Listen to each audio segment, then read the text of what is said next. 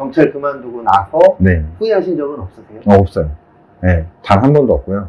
그때가 이제 거의 30대 후반이었는데, 과연 내가 이거 나가서 할 수 있을까? 굉장히 두려웠거든요.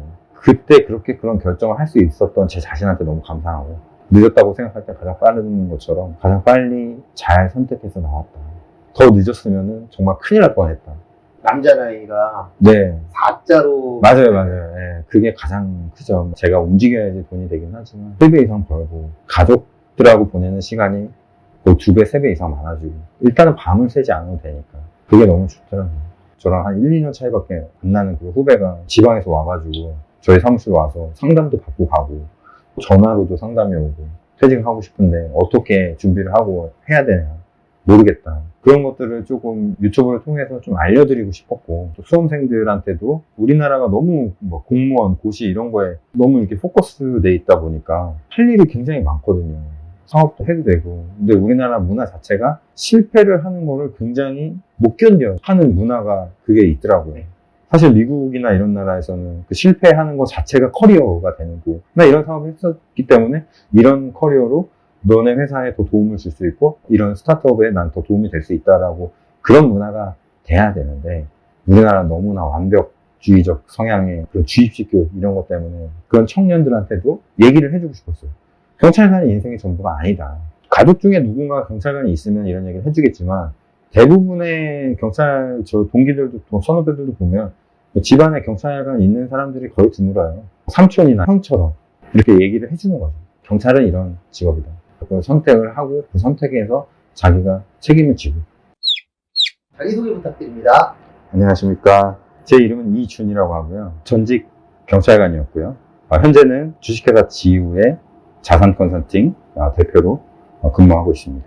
경찰관을 그만두셨잖아요. 네네. 어떻게 그만두게 되셨나요? 제가 경찰관을 그만둔 거는 19년도 11월 달인데요.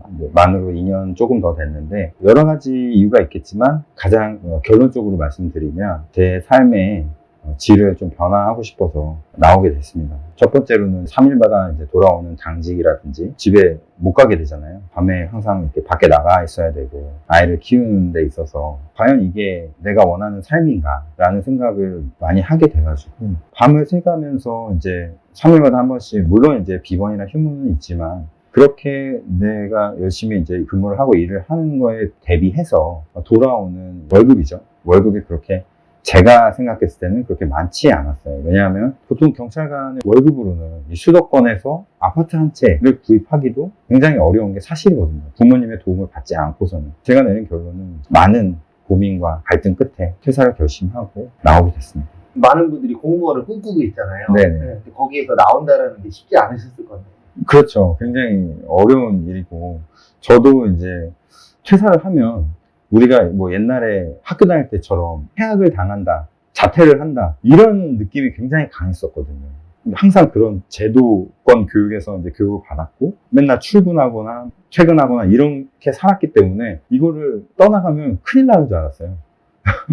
그래서 큰일 나줄 아는데 공부를 했어요. 왜 내가 이 지금 시점에서 그 메타인지라고 하잖아요. 내 자신을 스스로 깨닫기 위해서 공부를 하고 현재 상황이 어떻고 지금 상황으로 돈을 모아서 앞으로 몇 년이 지났을 때 얼마만큼의 내가 인생을 살 수 있는지 가늠을 해보고 책을 통해서 과연 이 공무원으로서의 삶이 맞는가 그리고 내 삶의 기준은 어디인가 라는 끝없는 그 질문을 통해서 말씀드렸다시피 많은 고민과 갈등을 통해서 이제 밖으로 나오게 되는 결정을 하게 된 거죠. 경찰 생활 하시면서 네네. 좋았던 것도 있었잖아요. 그렇죠. 네, 경찰 생활의 장점을 좀 이야기해 주시죠. 경찰이라는 조직이 이제 지금 한 13만 정도 될 거예요. 그렇다 보니까 굉장히 부서가 많아요.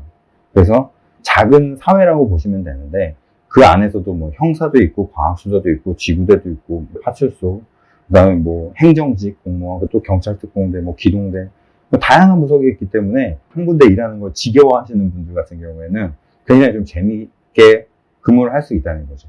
물론 전문성은 좀 떨어지겠지만 그렇게 근무를 할 수 있다는 게 가장 큰 장점이고 두 번째는 이제 무엇보다도 공무원이잖아요. 경찰은 이제 국가직 공무원이다 보니까 굉장히 안정적으로 내가 특별히 잘못하지 않는 이상은 신분이 보장되기 때문에 월급이 꼬박꼬박 나오고 뭐 떡값이 나오고 그런 것들이 있고 저 같은 경우에도 이제 유학휴직을 해서 어학연수도 갔다 오고 했는데 그렇게 갔다 온다고 해도 돌아와서 신분이 보장되고 또 여성분들 같은 경우에는 육아휴직을 내고 또 돌아와도 그대로 자기 경력, 호봉 그대로 다 인정을 받고 너무나 사실 당연한 건데 우리 사회에서는 뭐 계약직, 정규직으로 이렇게 나눠져가지고 그게 좀 어렵게 느껴지다 보니까 그게 굉장히 안정적으로 느껴진다는 거예요.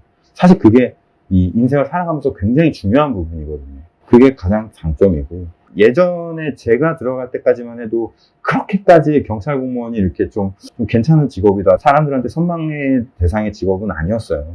2000년대 초반까지만 해도 현재는 뭐 경찰 고시라고까지 이제 불리기도 하고 경쟁률도 굉장히 치열하기 때문에 이렇게 들어갔을 때 자기 스스로 이제 자부심을 느낄 수 있다는 거예요. 제가 처음에 들어갔을 때 중앙경찰학교라는 곳이 이제 들어가게 되거든요. 현관에 딱 보면 뭐 젊은 경찰관이요, 조국은 그대를 믿노라 이걸 딱 보면은 가슴이 이제 막 웅장해지죠. 우리는 입사했다는 표현을 하지 않고 경찰에 투신했다는 표현을 쓰거든요. 투신했다. 네. 그러니까 투신했다, 투신자살 이렇게 하잖아요. 그러니까 내 몸을 바쳤다, 국가에, 조국과 민족을 위해서 바쳤다 이런 표현을 해요. 이 직업에 대한 자부심이 있다는 거죠. 그렇게 이제 세 가지로 이용을 할 수가 있겠네요. 경찰이라는 것 자체가 네. 자부심이 없으면 하기 힘들 것 같아요. 그렇죠. 예. 굉장히 힘들고 실제로 경찰이 뭐 싸움을 잘하고 피지컬이 뛰어나가지고 하는 그런 직업이 아니라 제복을 입고 대중 앞에 그다음에 민간인들 앞에 서면 이 사람들은 저를 국가로 보기 때문에 제 뒤에는 국가가 있는 거거든요. 아무리 범인이 칼을 들고 있든지 총을 들고 있든지 총을 들 일은 거의 드물겠지만 흉악범들을 만나도 대치해서 우리 경찰관들이 체포하고 제압할 수 있는 이유가 바로 기예요. 기. 그럼 국가가 뒤에서 백그라운드를 받쳐주고 있으니까 이 범인들을 제압할 수 있고 제복의 힘이라고 볼 수 있죠. 대기업에서 한 10년 정도 근무를 하면 많이 올라가는데 경찰관 같은 경우에는 그렇게 올라가진 않아요. 그리고 내가 근무하는 만큼만 더 받을 뿐이지 뭘 하든 참 금전적인 게 가장 큰 문제라. 그런 거를 배제할 수가 없어요. 너무나 현실적인 거잖아요. 네. 생존과 관련된 것 때문에 배제할 수는 없는 거죠. 경찰 생활 하시면서 단점 있잖아요. 네. 단점 얘기 좀 해주세요.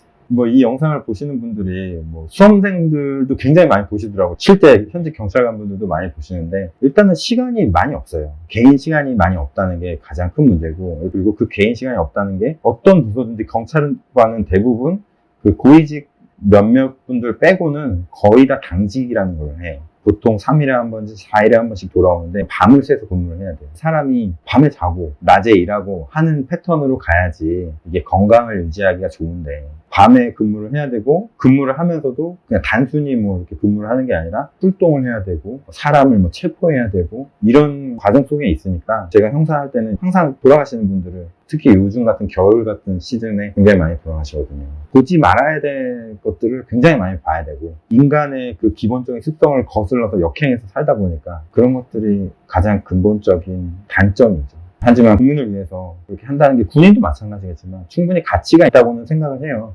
근데 저 개인적으로는 개인의 삶의 행복을 위해서 사는 건데 과연 그렇게까지 희생을 하면서 할 필요가 있겠냐라는 생각을 많이 했어요.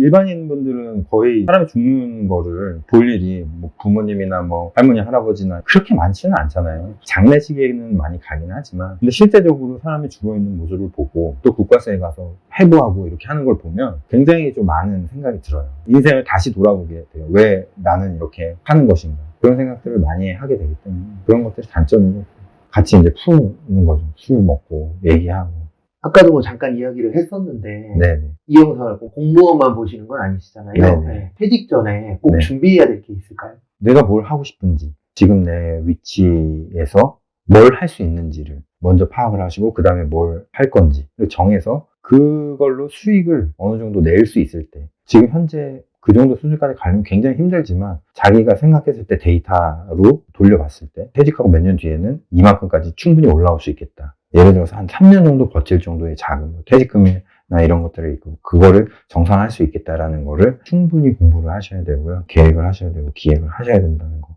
말씀드리고 싶어요. 이직은 정말 마음만 먹으면 쉽긴 하지만 그 마음 먹는 게 90%라는 거 말씀드리고 싶어요. 아까 이야기하신 것처럼 내가 이쪽으로 가서 네. 어쨌든 다 목표하는 금액들이 있잖아요. 목표하는 수준들이 거기까지 올라갈 수 있느냐.